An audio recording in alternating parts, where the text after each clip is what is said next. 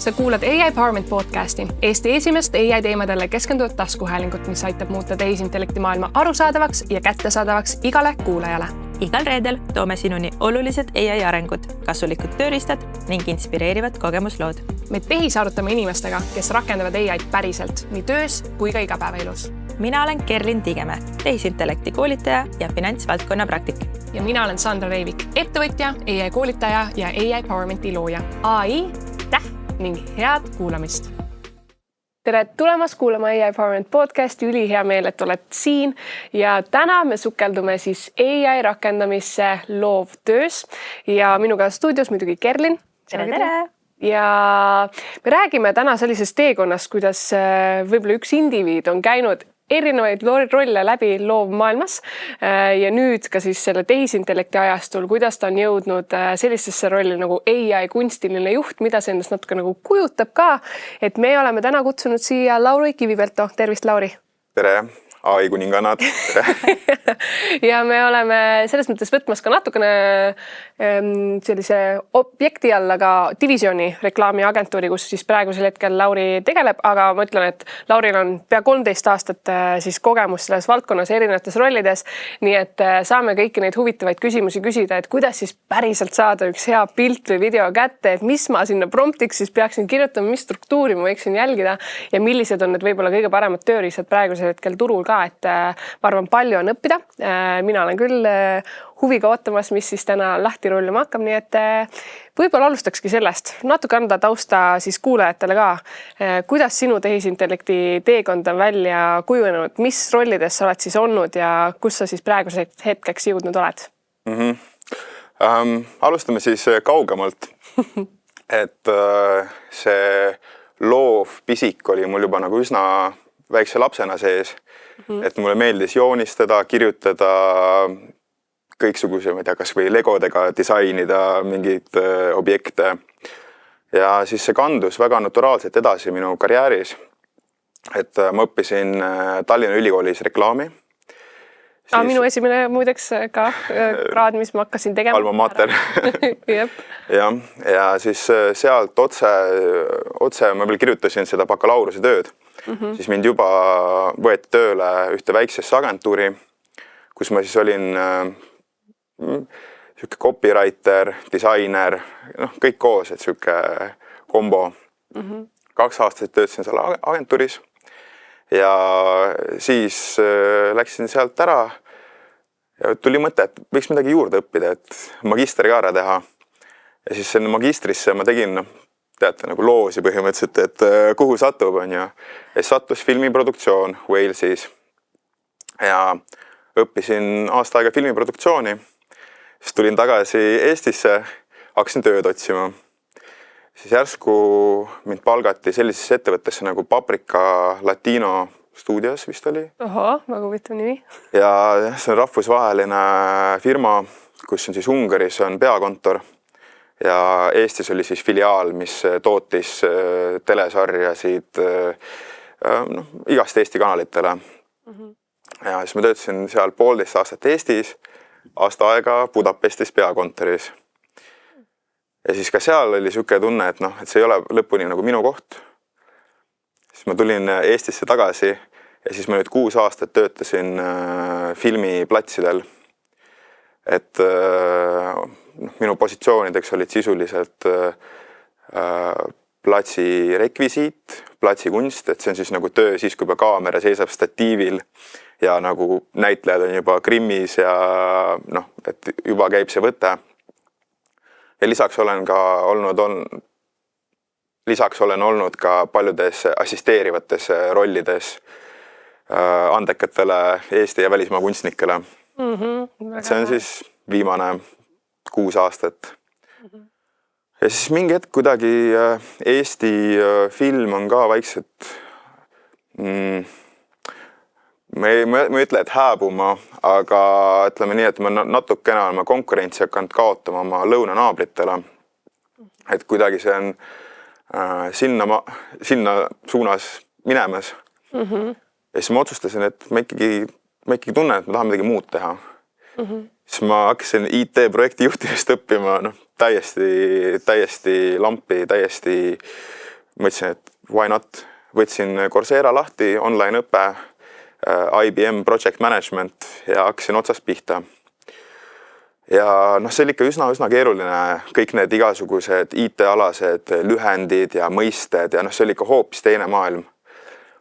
Ja siis ma võtsin sinna kõrvale ChatGPT ja seda just selles rollis, et ta selgitaks mulle neid mõisteid, selgitaks lahti, et seal ma testisin kõiki neid selliseid prompte, et selgita, et mulle kui 5-aastasele, selgita mulle kui 16-aastasele mingeid neid keerulisi kontseptsioone.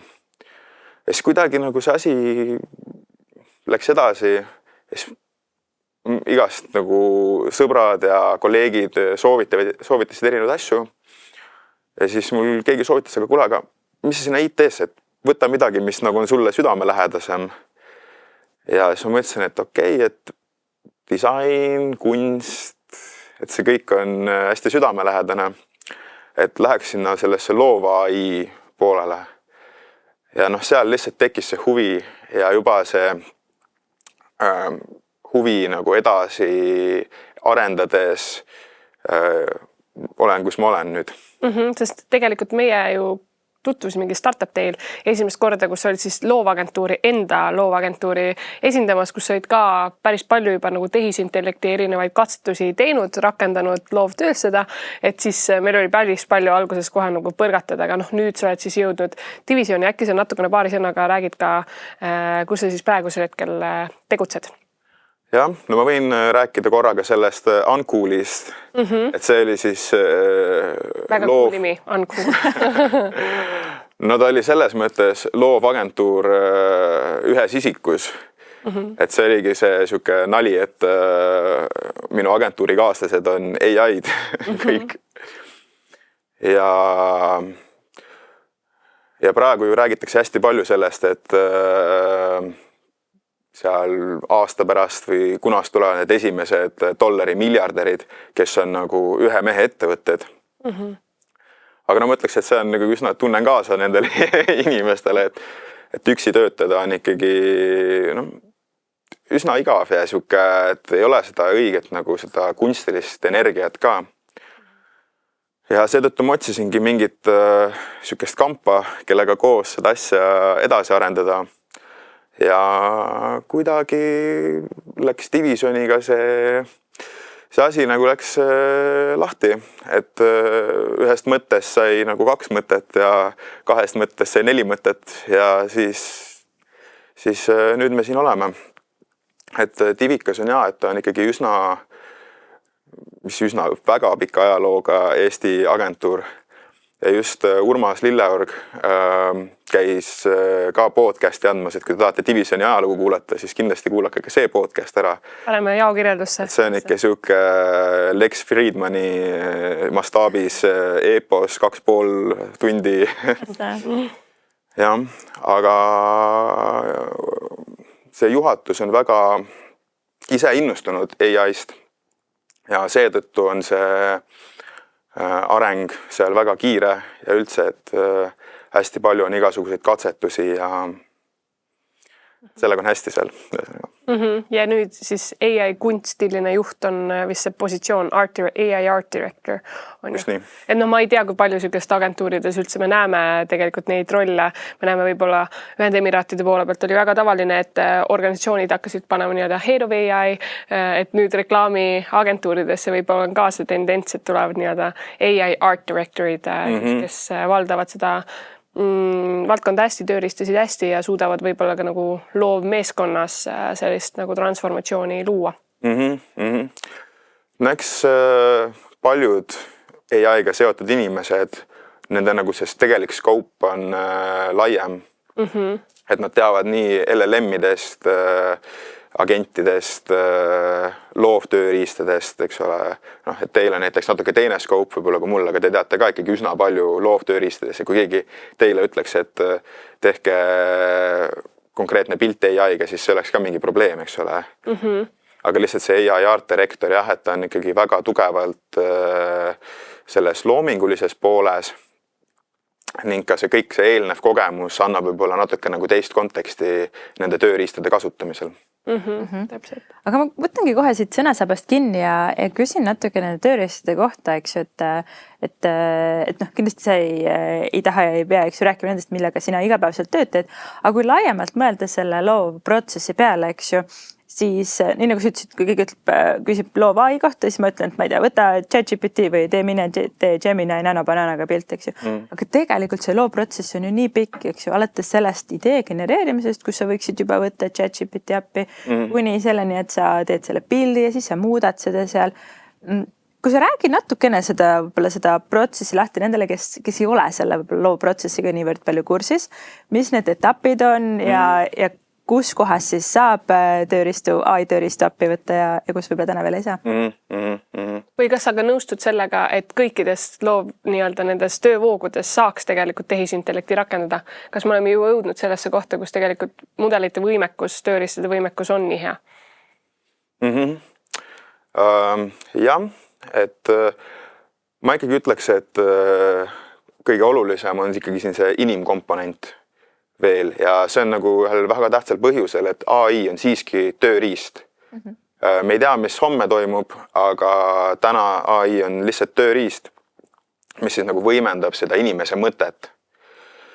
Et kõige olulisem, kui sa alustad millegi tegemisega, et välja mõelda, et mis see tulemus on, mida sa tahad saavutada. Et mida sa konkreetselt teed. Sellepärast siin ongi, et mulle meeldis ka, kuidas Kerlin siin AI hommikul rääkis sellest, et ei ole mõtet nagu kõike nagu testida, et tuleb vaja mingi konkreetseid ülesandeid lahendada. Et siis siin on ka, et mingid inimesed, kes ütlevad, et oi ma siis lähen testin seda mudelit. See on lihtne öelda, aga tegelikult selleks, et nagu testida, sul peab olema mingi konkreetne asi, mida sa tahad teha. Et kui sul ei ole seda asja, mida sa tahad teha, sul ei ole mingit ideed, et ma tahan teha pilti, või videot, kus jänkud hüppavad batuudi peale. Et kui sul seda ei ole, siis nagu sul ei ole mingit mõtet kasutada seda tööriista. Et see on väga-väga oluline. Palju olulisem kui see, mis mudel mida sa kasutad ja palju olulisem kui prompt. See prompt on juba siuke, mõnes mõttes ka sõimusõna juba, et mis prompti sa kasutad. Et see tegelikult see ei ole nii oluline. Et oluline on see, et sa kujutad ette, mis lõppeesmärk sul on. See ei pea olema nagu täpselt see pildiliselt, vaid mis sõnum, mida sa tahad öelda. Ja küll sa selle prompti leiad siis. Ja et see on nagu esiteks... Siis teiseks on see, et tuleb nagu hoida pea lahti üldse, et mis mudelid on olemas. Sest see, et meil on, ma ei tea, nanobanana või kuskil reklaamitakse, et vot see on nüüd see tööriist, mis tuleb ja killib kõik teised tööriistad ära. Et jah, ta võib olla hea tööriist, aga mingi konkreetse eesmärgi saavutamiseks ta on jällegi väga vale tööriist.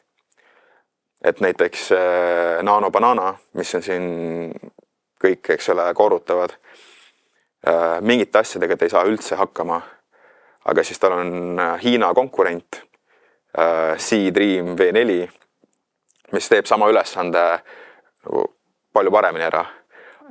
Aga see C-Dream V4 nagu 90% ajast on täis crap, aga lihtsalt teda on vaja nagu selleks 10%. Aga siis ongi tegelikult see tööriistadega see lugu, et nagu ütlesid, sa võiksid teada, eks ju, mis turul toimub, aga ei ole seda, et uus tuleb, siis kohe jooksed, paned mingi 5 tundi sinna alla, et seda katsetada. Vaid pigem on see, et sul on endal mingi siuke tööriistakast kuskil Google'is olemas, et ma tean, et on umbes 10 erinevat siukest rakendust ja siis, kui sul tuleb päriselt see kasutuslugu või see, mida sa valmis tahad luua, siis sa hakkad mõtlema, et okei, kas ma tean, kas mõni nendest 10 kindlasti sobib või kui sobi, siis sa hakkadki nagu proovima ja vaatama, mis paremaid tulemusi annab. Et see on ilmselt päris palju siukest mängimist ja katsetamist nendega, et ei ole nii, et üks on maailma kõige parem ja ma ei tea, kui ma selle endale selgeks teen, mingi oli, et Midjourney on kõige parem pilt tegemiseks, või selgeks sa saad hakkama, aga täna ei ole, eks ju enam niimoodi. Jaa, et igal AI-l on mingi oma selline väga hea omadus, aga on ka halbasid omadusi. Noh, et näiteks Midjourney, eks ole, et ta on nagu sellise hästi kunstipärase pildi jaoks väga hea, siis ta genereerib väga hästi fotorealistlikku inimest. Aga kui me räägime mingitest konkreetsetest tekstidest, et sul on kuskil vaja, et sul taustal oleks maja peal kirjas midagi näiteks, või sul on vaja, et oleks nagu väga-väga siuke prompt-adherent, et täpselt nii, nagu ma prompti kirjutasin, täpselt nii mul on ka vaja. Siis nagu Midjourney on siuke ikkagi nagu kapriisne, et ta ikkagi tahab kogu aeg nagu oma selles omas vormis, et ta on siuke, et ma teen nii nagu ma tahan ja siis, et pärast vaatad, kas kasutad või mitte, eks ole nagu.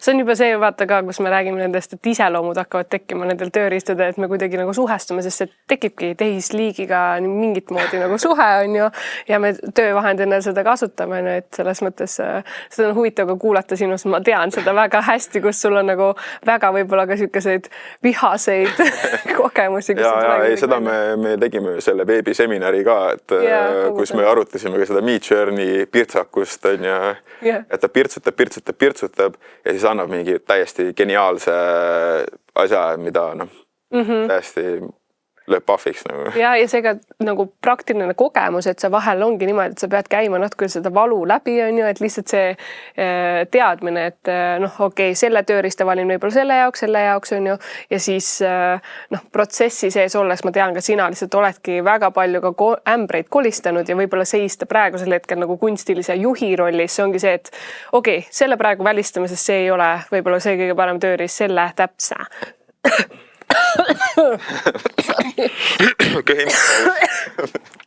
Sorry, Eerik, sa pead nüüd küll lõikama. Oota kohe. Ma ei tea, oota, ma võtan uuesti selle mõtte. Wow, see oli küll. Midagi läks kuskile valesse kohta. Okei. Äkki üldse oma kommentaari aga täitsa alus. Jaa, oota, ma oli see põhisõnum oligi see, et see kogemus on ju, et ei, see tehisliigi ma juba mainisin ära. Oh my god, tõesti, Eerik, natuke raske. Okei, jaa. Et täpselt see, mis sa mainisid, et see võib-olla suhe, mis meil tekib tehisliigiga, nende tööriistudega, et see muutubki mõned, kes on nii-öelda pirtsakad mudelid, millega me töötame, mõned, kes saavad koheselt aru, on ju, võib-olla me juba lihtsalt selles platvormi peal väga palju töötanud, et see lihtsalt tunneb meid nii-öelda paremini, on ju, et see... Kuulekad. Jah, täpselt. Et meie väga hästi mõistame, kes need entusiastid selles maailmas on ju, et paratamatult hakkab tekkima justkui see, et võib-olla sina praegusel hetkel kunstilise juhi rollis seistes, sellepärast, et sul on nii palju neid ämbreid kolistatud, on ju, et meil ka kogukonnas, kus sa oled käinud esinemas, rääkimas sellest, et mis see protsess on ja ka näidanud, siin ei tulnud välja või mis iganes need probleemid on, et see on osa sellest loovtööprotsessist ja täpselt nagu sa ütlesid, tehisintellekt on justkui töövahend, mitte et justkui, vaid ongi töövahend ja see protsess võib tuua neid ülemisi, alumisi noote sisse, et see on nagu paratamatus ka tööriistade avastamise juures. Ja üks võib-olla ka lisamärkus seda sama moodi, et olles lihtsalt valdkonnas sees kogemust saades, näiteks me ei läheks võib-olla praegu Kerliniga ja ei hakkaks slaide genereerima chat-GPT sees, vaid me läheksime notebook LM-i, me teame, et see tööriist teeb väga hästi videogeneraatori põhjal slaide, et ühesõnaga me teame juba mingisuguste kindlate ülesannetega, mis tööriista me nagu valime, on ju. Jah, nii et... Panin ka midagi kõrva taha siin. Vot, okei, aga ma tegelikult tahaksin, kindlasti me lähme nendesse tööriistadesse veel, pärast tulevad kindlasti jaokirjeldusse seesama Hiina, mis see Dream Seed... Räägime hiinlastest ja ameeriklastest ja kõigist. Jah, räägime natukene hiljem. Aga praegusel hetkel, kui sa oled nüüd reklaamiagentuuri jõudnud divisionis tegutsemas, sa oled nüüd loovmeeskonna osa, seesama, et liikusid nii-öelda ühe mehe ettevõttest loovmeeskonna tasandile. Kas sa ka näed seda, et seda AI tööriistade nii-öelda kasutusele võttu on kuidagi, on mingid takistused olnud või mis annab kaasa sellele, et ühes loovmeeskonnas päriselt hakata siis nagu AI kasutusele võttu viljelema? No ma ei ütleks, et ma näen nagu mingid väga tugevaid ja ületamatuid takistusi.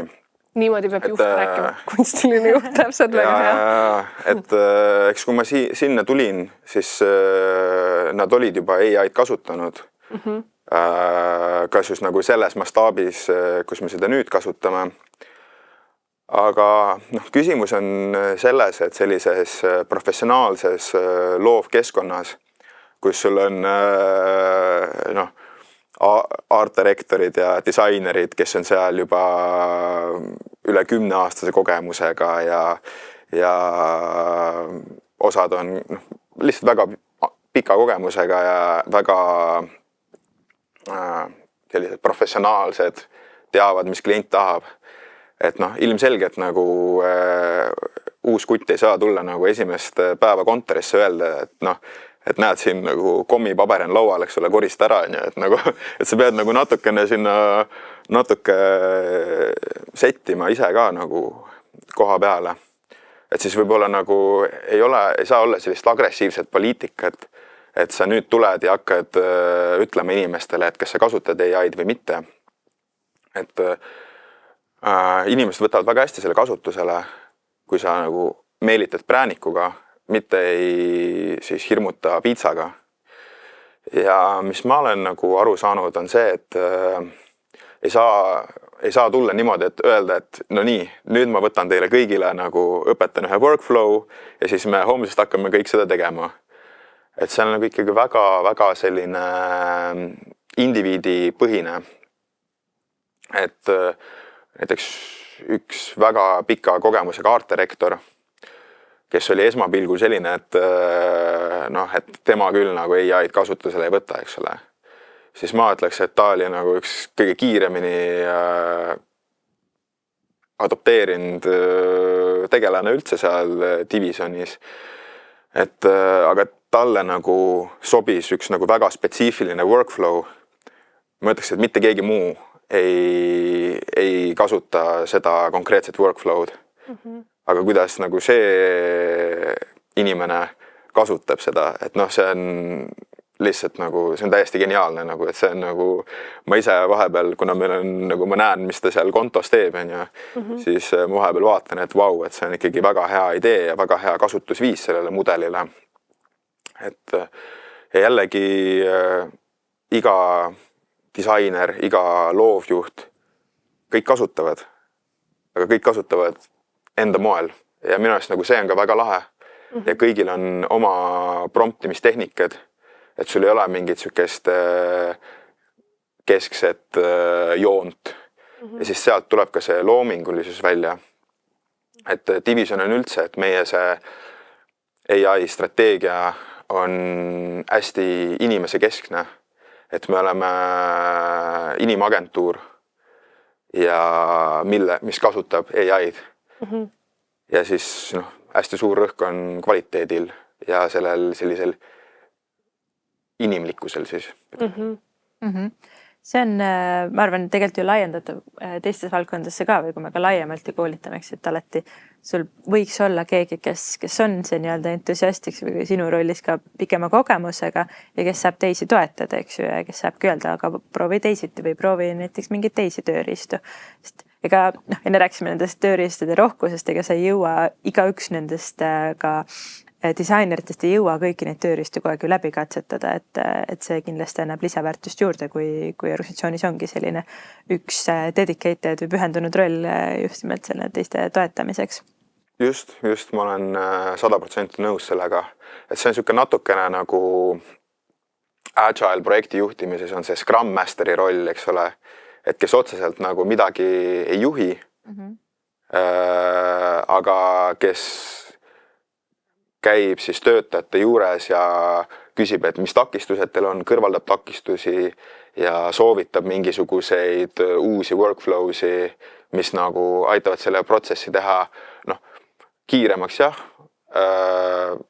odavamaks võib-olla mitte, aga nagu mis kõige olulisem on loovamaks ja huvitavamaks ja et see on väga oluline, et see AI just nagu, et see ei ole mingi selline laiskade tööriist, vaid see on ikkagi nagu loominguliste inimeste tööriist, kes nagu, et saame veel loomingulisemaks minna siis tänu sellele. see on jällegi nii hea point. Kui me natuke laiendame seda valdkonda, eks, et tänu AI tulekule, selle võimekuse kasvule, väga paljud ettevõtted tõenäoliselt otsustavad, et me teeme ise nüüd enda mingeid reklaame, hakkame neid igasugu pilte ja videoid genereerima ja väga paljude puhul sa vaatad sinna peale, vaatad, see on mingi AI slop või mingi AI-ga tehtud mingi ura, eks ju. Kas sul on anda mingeid selliseid soovitusi peale selle, et jah, sul peakski olema see pikaajaline kogemus või see valdkonna teadmine, eks ju, aga mingeid soovitusi, et just nimelt, kuidas ma siis tagaksin või natukenegi liiguksin sinna suunda, et see AI genereeritud sisu oleks siis päriselt vastav mu brändile ja sellele, mis mul siis see laiem visioon on, et on kas see kuidagi tausta lisamine või nende sõnumite panemine kas või sinna promptidesse, et mis need võiksid olla? No see on ikkagi see brändi tunnetamine on kõige olulisem ja noh, AI genereerimisel seal on nagu ikkagi väga-väga palju erinevaid pissidetaile, mis peavad nagu õigesti kokku tulema, et sa saad selle õige teose. Et hästi noh, tegelikult lihtne, et sa vaatad nagu netis kõik see AI slop on ja tegelikult näeb nagu üsna kvaliteetne välja nagu pildiliselt. Et nagu pildiliselt on nagu noh, päris terav ja siuke petab ära isegi, et see nagu reaalsus. Kui sa teed nagu mingit konkreetset konteksti, et sulle anti, kas sul on konkreetne toode, mis sul peab seal reklaamis olema, kas sul on mingi konkreetne süžee, stsenaarium, mida sa pead tootma. See teeb asja nagu noh, 1,000,000 korda keerulisemaks. Sest isegi nagu selline väike nüanss on, et kui sa nanobanaanaga lased mitu korda nagu tal sellest filtrist läbi käia, siis juba 3. korraks on see kvaliteet on juba nagu selline, et noh, et kogu aeg, Midjourney ka, iga nagu see mingi iteratsioon, ta ikkagi natukene hävitab seda kvaliteeti. Aga kui sul on vaja nagu saavutada mingi konkreetne nii-öelda visuaal, ja siis sa tead, et okei, et noh, nüüd ma 3. korda enam ei saa sealt läbi lasta, et siis peab kuidagi midagi muud välja mõtlema. Et just see workflow on nagu hästi oluline ja nagu see ettekujutamine, mis sul seal lõpus peab välja tulema, see on oluline.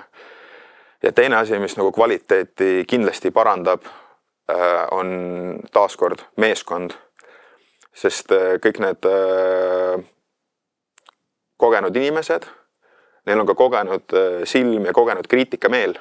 Ehk siis see ei ole nagu üks AI tüüp, kes nagu seal mingi mad scientist on ja istub, teeb valmis, ütleb, et nii, olemas. Vaid sul ikkagi käib nagu loovjuhid, projektijuhid, üldse firmajuhid, kõik käivad nagu vaatamas ja saavad kommenteerida. Et see on hästi oluline ja siis mõnikord mingi asi, mida ma ei märka, siis keegi teine tuleb, annab mulle selle tagasiside, siis ma nagu selle paari lausega ma saan hoopis nagu teistmoodi selles kontekstis aru ja mõtlen, jaa, tõesti. Et siis see aitab ka see, et noh, ka teistpidi, et kui kvaliteet on saavutatud, siis ei ole nagu mingite nagu tuuleveskitega võitlemist seal. Et noh, sellist momente on ka olnud, et ma seal ravin mingisugust, ma ei tea, mingisugune nurk või mingi artefakt on kuskil pildi nurgas nagu alles, siis ma seal täiesti stressan on ja siis keegi tuleb nagu vaatab seda, noh, päris kena ju, et siis ütlen, aga vaata, ma ei saa see nagu siin mingi asi, mingi silt on ja mis silt, mis asja saad on ja, et noh, lõpeta ära see, kõik see töö valmis on ja saada edasi. Et sellist asja on ka väga tähtis, et just see kõrvalvaataja pilt. Ma tean, me käisime ju tegelikult Goodbits kollektiivile esinemas koos.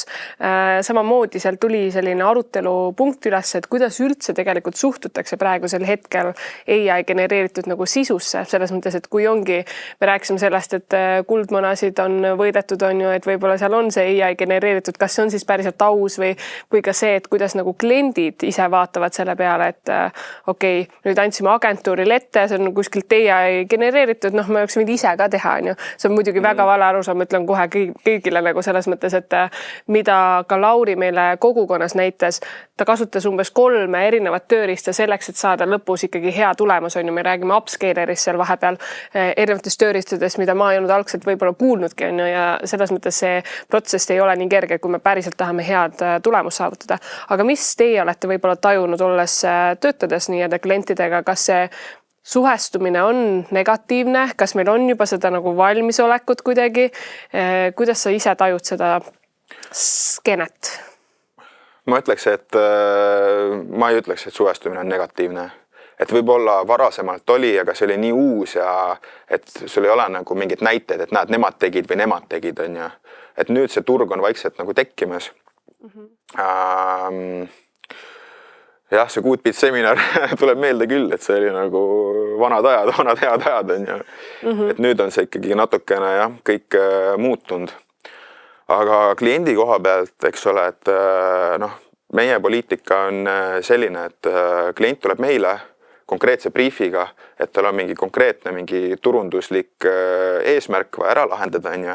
Et kas tal on vaja saada pilti, kas tal on vaja saada plakatit, autori, mida iganes, täiskampaaniat, eks ole. Tuleme selle briefiga ja siis me juba agentuuri sees vaatame, et mis on see kõige parem siis workflow, mis nagu viib sinna tulemuseni. Et kui me näeme, et see konkreetne kampaania vajab fotosessiooni, siis me teeme fotosessiooni. Kui me näeme, et me saame selle AI-ga lahendatud, siis me lahendame selle AI-ga. Süükseid lahendusi, mis on nagu 100% AI, üsna vähe. Et seal ikkagi nagu see AI, ta võib olla seal 80%, aga sul on ikkagi nagu inimene monteerib seda, ta saab ju sealt need nii-öelda ebaõnnestunumad kohad nagu välja lõigata näiteks, on ju. Et nagu otseselt sellist nagu suhtumist ei ole, et vot see on AI-ga tehtud, et tehke nüüd päriselt ka, eks ole. Või et te tüssasite meid, nagu tegite AI-ga. Ei, sellist suhtumist ei ole. Aga see ongi, et see on esiteks meie enda see kvaliteeditaju. Ja teiseks on ikkagi, et ta on osa creative mixist. Et ta ei ole nagu see, et vajutad nuppu ja tuleb reklaamikampaania ja lihtsalt nagu paneb send ja siis istume sööme torti seal divisionis, eks ole. Ma arvan, et see on paljudel niimoodi, et kui sa lõpuks selle ise vaatad, et mis see siis ära ei ole. See on teistes valdkondades ka, vaid turunduses, mujal, finantsis, raamatupidamises paljud ettevõtjad tulevad, ma las ChatGPT teeb mu raamatupidamist. Aga kui sa ühe korra selle läbi teed, sa saad aru, et sul ei ole seda taustateadmist, sul ei ole seda kogemust, et hinnata, kas see on hea, kas see on kvaliteetne ja kui sa lased selle selliselt välja, et teedki selle reklaamikampaania täielikult AI-ga, siis üsna kiiresti inimesed sotsiaalmeedias panevad sulle päris mitu negatiivset kommentaari, eks ju, et ei ole päris niimoodi, et nüüd nipsust ma saan asendada ära oma agentuuri kohe AI-ga. Nojah, see on nagu see läheb ka sinna üldisesse teemasse, eks ole, et mis sa nagu selle AI-ga üritad saavutada, on ju. Yeah. Et praegu on nagu päris palju on sellist arusaama, et AI nüüd tuleb nagu asendama näiteks päris filmitud contenti, eks ole. Et selle asemel, et me võtame kaamera kätte, lähme teeme selle B-rolli ära, eks ole, siis laisad võtavad lihtsalt genereerivad Midjourneys mingi pildi ja panevad ta liikuma, eks ole, ja siis ongi, et job done ja lähme laiali. Et päris nii ei ole, et ikkagi see AI on kõrvalžanr, et ta on kuskil seal minu jaoks animatsiooni, CGI ja päris filmi vahel, et ta ei ole mitte kumbki, aga ta ei ole nagu üks neist, eks ole. Et kui sa lähed ikkagi AI-ga täispikka mängufilmi vaatama, oletame, et tulevikus kuskil, siis kui seal on väga hea lugu, mis on tõesti vau, ega see ei ütle, et see oli väga halb film, sest see oli AI-ga tehtud. Tõsi. Ma jäin praegu mõtlema, et sa oled näinud seda Coca-Cola uut selle aasta reklaami. ei ole kahjuks. Okei, et nad tegid samamoodi, tegid eelmine aasta Aiga oma selle jõuluvideo, mis neil on, eks ju, iga aasta, mis oli päris halb, eks Võrus ju. natuke. Ja neil on see aasta uuesti tehtud ja neil on täpselt sama sisu. Lihtsalt need on need inimesed, mis too hetk olid väga halvad, on ju asendanud igasuguste loomadega. Ja noh, siis mul tekkis, kui ma vaatasin ja lugesin selle taustu, tekkis ka nagu siuke veidike siuke dilemma, et ühelt poolt ja nad ütlesid, et tavapäraselt neil on läinud, ma ei tea, 10 kuni 12 kuud, noh, põhimõtteliselt terve aasta teevad seda videot, eks ju, mõtlevad seda story't ja filmivad ja production ja suur tiim. Ja nüüd nad tegid siis 30 päevaga, 5-liikmeline tiim tegi ära selle video, eks ju, noh, ilmselt rahaline kuju on nagu meeletu erinevus, eks ju. Et ja no tegelikult ja nad ise arvavad, et see on nagu hea, eks ju, aga kui sa vaatad neid kommentaare, siis inimesed on tegelikult hästi frustreeritud sellest, sest nad ikkagi tahaks, et nagu nii suur ettevõte teeks nii hästi, on ju. Ja siis sul on teised ettevõtted, kes teevadki meelega natuke süükest kehva sisu, sest see paistab silma ja sa saadki jällegi bad publicity is also publicity, on ju. Et kas sa oled kuidagi ise ka, kui sa vaatad ka nagu laiemalt enda siukse valdkonna terava silmaga, kuidas sina nagu vaatad nendesse videotesse täna, kas sa saad kohe aru, et see on Aiga tehtud ja kas see pigem on siis nagu see, et jah, ilmselt nad tegid seda sellepärast, et nagu ressurssi kokku või nagu raha kokku hoida, aga on see siis väärt seda, et sa tegelikult sellest kvaliteedist tuled alla? No ressursi koha pealt on raske öelda, et võib ka väga odavalt teha väga head asja. Et just peab olema see silm ja see ka nii-öelda see taktitunnetus, et noh, kui sa teed näiteks mingit nalja, praegu TikTokis on päris palju igasuguseid sora videosi, kus on nagu lugu on räägitud 5 sekundiga näiteks. Et noh, sul on 5 sekundit, aga sa näed, et seal on mingi stsenaarium, et sul oli mingi, ütleme, punkt A, siis juhtub midagi enneolematut, siis seal on mingi punkt B, mida sa ealeski ei ole oodanud. Et minu arust nagu üldse see kogu see storytelling, see muutub, et me ei saa enam niimoodi, et klient tuleb sulle, toob sulle stsenaariumi ja siis sa loed seda ja siis see on nagu, eks ole, saade The Office stsenaarium, kus kõigil on seal võib-olla mingi 30-sekundised monoloogid, on ju. Et nagu niimoodi ei saa teha, et me lähme nagu hoopis teise maailmasse, kus võib-olla see sisu on lühem, aga nagu see stsenaristika ka muutub sellega. Et ma vaatan just selle sisu koha pealt, et okei, teinekord on nagu näha, et sul on see inimene, kes on teinud seda, on jätnud päriselt need artefaktid sisse.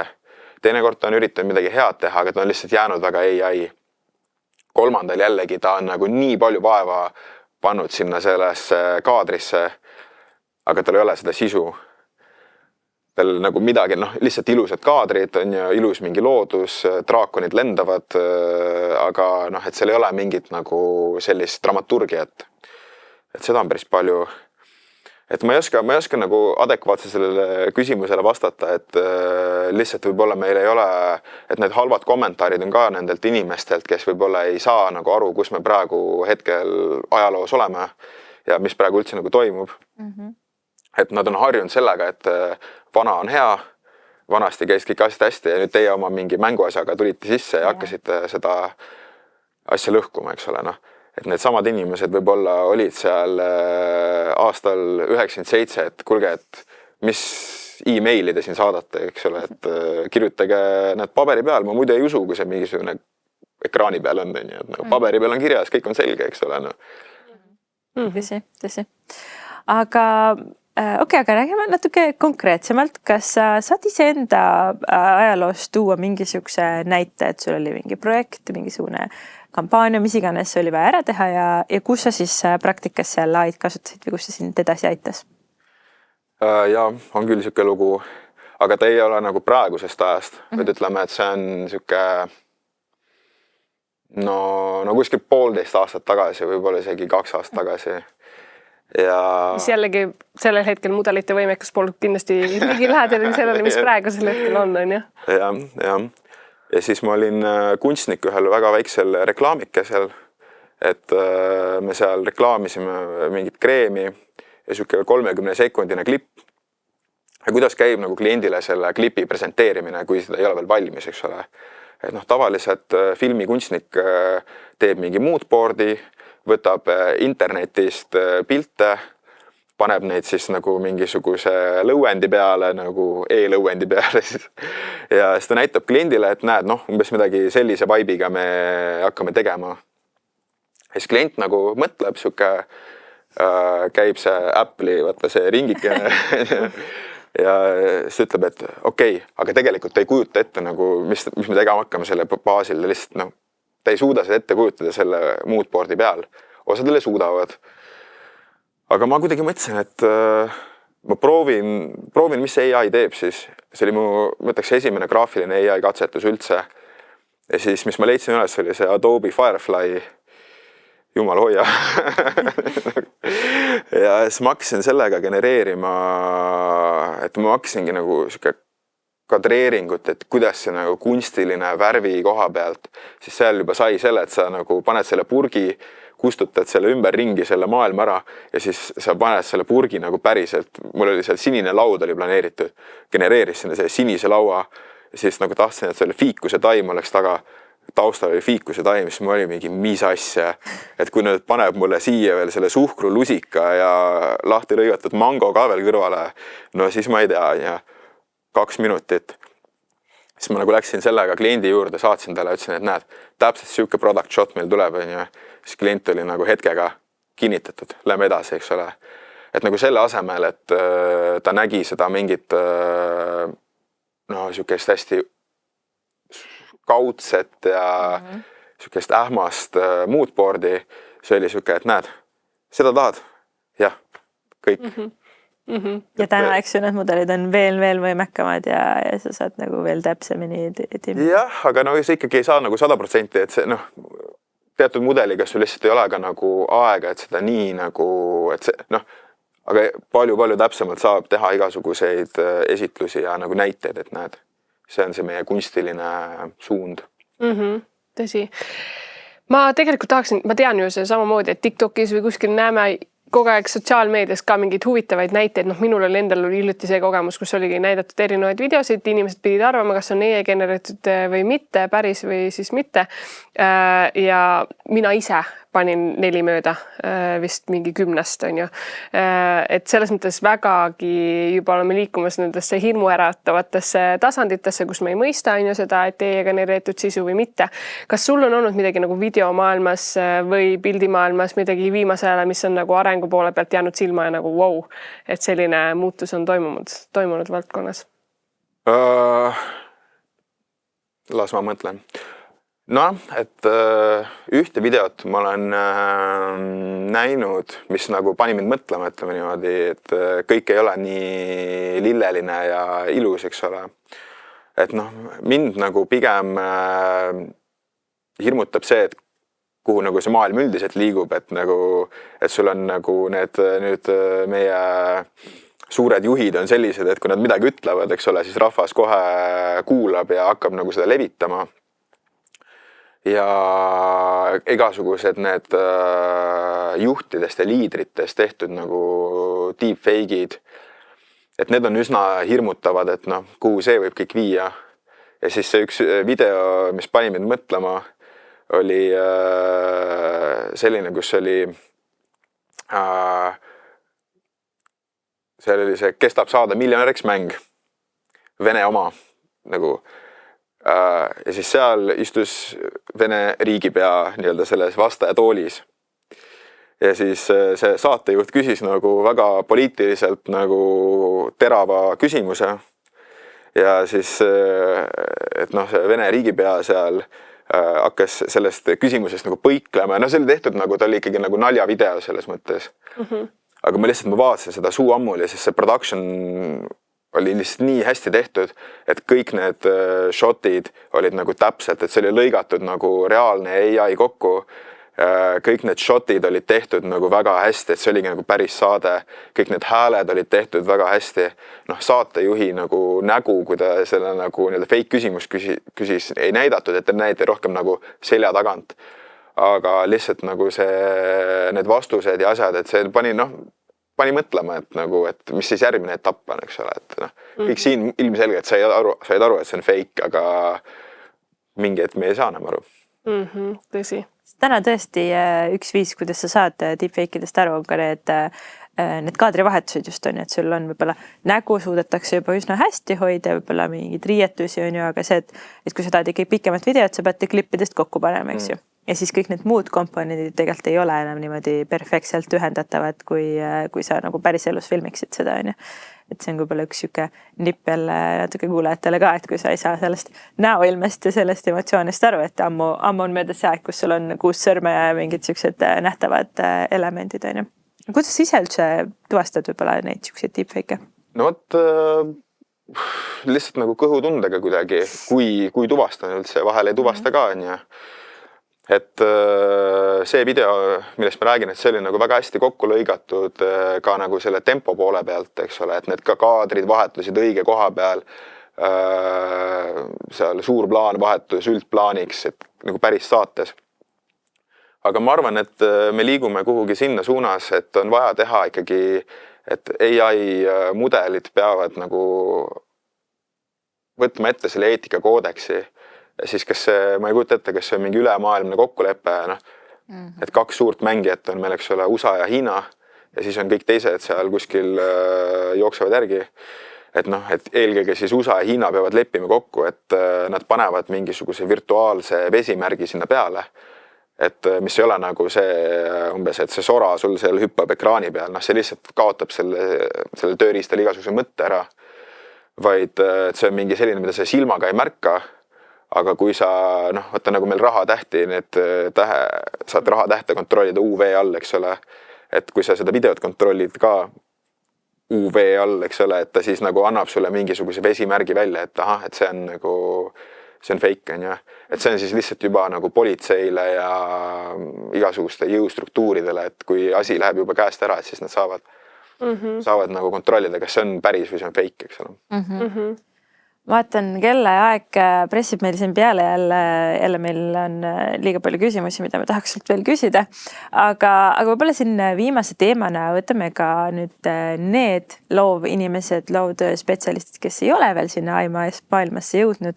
Mis on sinu soovitus, need oskused, teadmised, mis on täna neil vajalikud, et üldse selles AI-maailmas orienteeruma hakata ja edukamad olla?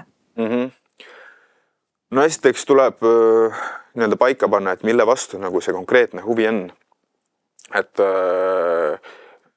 kas sa oled režissöör, kas sa oled stsenarist, eks ole, kas nagu see video on see, mis huvitab.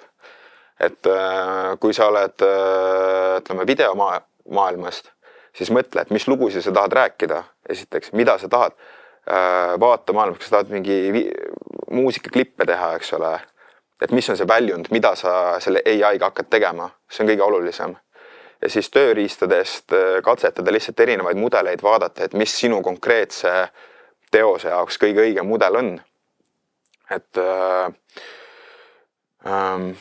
sellised olemas lehed näiteks nagu Replicate, kus sa teed sinna konto, sa paned sinna, seod oma kaardi ja siis sul on põhimõtteliselt kõik mudelid. Et sul on Kling seal, sul on VO3 seal, kõik need VO3.1, seal on veel erinevad mudelid, on image to video, text to video, frames to video. Siis lihtsalt kasutuse pealt, eks ju, maksad ja saad erinevaid proovida. Lihtsalt nagu võtta see üks Replicate, et mitte hakata iga mudeli pärast kuskil nagu eraldi keskkonda minema. Ja ma ütleks, et see oleks nagu kõige parem saada selgeks, et võtta omale mingi benchmark, et oma mingi lemmik AI creator. Näiteks mul on nagu lemmik on seesama Allar Hatsonen ja et Sandro tutvustas teda mulle või nagu mitte päris inimesena, vaid nagu tema Instagrami kontot, siis ma kohe vaatasin, et oh my god, et väga hästi teeb. Ja siis see oli ka siuke nagu hea benchmark, et tema teeb nii, siis ma tahan ka nii teha või paremini või et sul on vaja mingit nagu sellist, kes sind inspireerib. Ja siis kogu see kombo, et sul on tööriistad, sul on see visioon, mida mida sa tahad teha. Ja siis ka see, et mille poole püüelda siis nagu mingid nagu staarid. Ma kindlasti tahaksin paar soovitust veel tööriistade osas. Upscaleritest. Kas sa võid korraks selgitada võib-olla kuulajatele ka, mis need on? Öelda võib-olla endapoolse mingisuguse soovituse, mida sina oled kasutanud? Ja, näiteks sellega alustaks. No upscaler, see on, et see sisuliselt on tööriist, mis ise ei loo pilti, aga ta parandab etteantud pildi resolutsiooni, teravust ja vahel ka sellist kvaliteeti ka nii-öelda, seal jällegi on nagu see pikk teema, et on olemas precise upscaler ja on olemas creative upscaler. Et creative on see, et tal on nagu see luba ka muuta seda pilti ennast. Ehk siis, kui sa paned sinna enda pildi hästi madalas resolutsioonis, siis võimalik, et pärast sa tuled välja selline, et sa ei tunne ennast ära seal pildil. Aga jällegi sellest väiksest pildist on hästi realistlik ja loov pilt tehtud. Või just mingid naha tekstuurid ja siuksed asjad. Precision on lihtsalt nagu ta pigem keskendub sellele, et see pilt nagu hästi suureks teha ja puhtaks ja teravaks. Et ta ei muuda detaile. Ehk siis, kui sul on mingisugune seal roheline täpp, siis see ei muutu taimeks. Aga Creative'i puhul ta vabalt võib taimeks muutuda vastavalt kontekstile. Magnific on let's go! Igatahes me paneme sellega jao kirjeldusse. Kas on midagi veel tööriistadest, mis tahaksid võib-olla välja tuua, mis sul endal käe jala juures niimoodi palju kasutust saab? Või mis on nendest, mis oleks nagu, võtame nagu pigem nagu algajate pool või need, kes nagu tavakasutajad on? Sest paljud on ikkagi väga keerulise selle nii-öelda ülesseadmise ja õppimiskõveraga. No ma soovitaks ikkagi teha alustada näiteks Midjourney'ga, sest tal on ikkagi üsna taskukohased plaanid ja see on ka selline tööriist, mis nagu õpetab seda AI hingeelu päris hästi, et ma ise siiamaani kasutan seda. Mul on niisugune väga love-hate relationship selle mudeliga, et ma olen nagu täiesti kõrvale paisanud seda, et ei, ma mitte kunagi enam kasuta seda. Siis olen nagu üles otsinud, okei, ma nüüd kasutan ainult seda. Et see on niisugune väga hea mudel, mis ka nii-öelda esmakasutajat võib-olla lööb pahviks, et vau, kui ilusat pilti saab teha.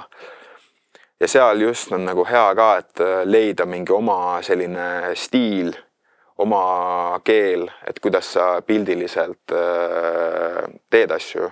Ja siis, mis on nagu algajale teeb nagu eriti mugavaks selle asja, on see, et see video on seal nagu kohe sees olemas, et sa võid põhimõtteliselt paari nupuklikiga teha video valmis ja seda ka harjutada, et mis see promptimine on. Et see Midjourney video promptimine on nagu ikkagi, Midjourney, nagu me rääkisime enne, et ta teeb, mis tahab, et seal natukene kuulab, mis sa tahad teha, aga üldiselt on ikkagi nagu üsna iseseisev mudel. Aga sellegi poolest ma arvan, et see on päris hea algemudel. Ja võib-olla video genereerimise poole pealt Kling AI on ju, ma ei tea nüüd, kui see on VO3.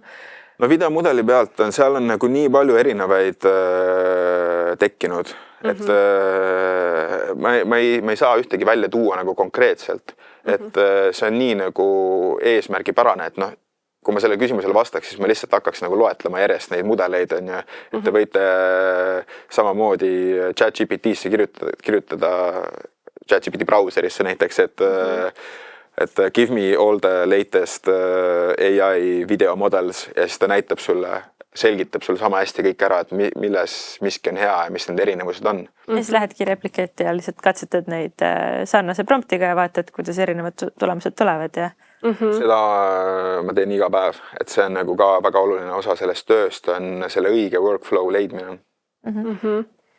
Ma arvan, saime siit nagu väga palju erinevaid tööriistasi, jällegi kõik leiate jaokirjelduses kenasti üles. Ma tean, et sul oli ka mõte, teeks äkki üleskutse, kes siis täna meid kuulamas on. Ja, et oleks päris huvitav teha niisugust vaatajamängu, et see on pildi genereerimismäng siis, et võib kasutada ükskõik mis pildimudelit, neid on palju, valige hästi. Ja et see prompt peab olema 2 sõna. Nice picture. või siis kui sa nagu selles chatis teed näiteks, siis paned, et generate me a nice picture, eks ole. et usalduse peale ja et laadige siis see pilt kuskile ülesse ja teeme kokkuleppe ka kohe, meil tuleb nii LinkedInis kui ka siis Instagramis tuleb alati postitustreiler siis meie ühisest podcastist, et sinna alla siis lisada oma pilt ülesse ja siis divisioon paneb oma poolt äkki kõige ilusamale pildile. Kõige niceimale. ei no kõige valime välja, mis nagu seisab välja. Mingisugune silma jääb just ja siis talle paneme mingisuguse mõnusa kingituse, mõnusa kingikoti.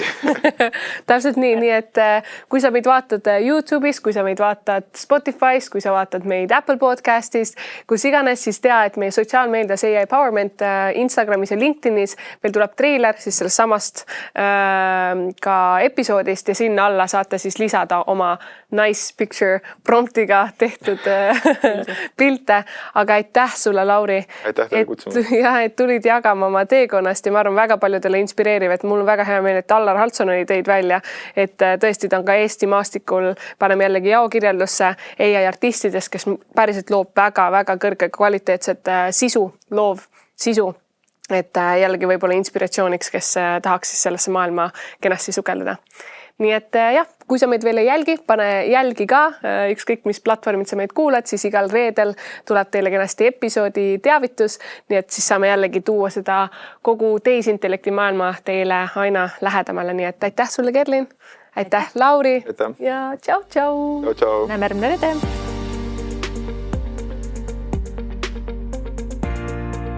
Täname Estonian Business Schooli, kes on meie ametlik tehniline partner ja pakub taskuhäälingute salvestamiseks professionaalset video- ja helistuudiot.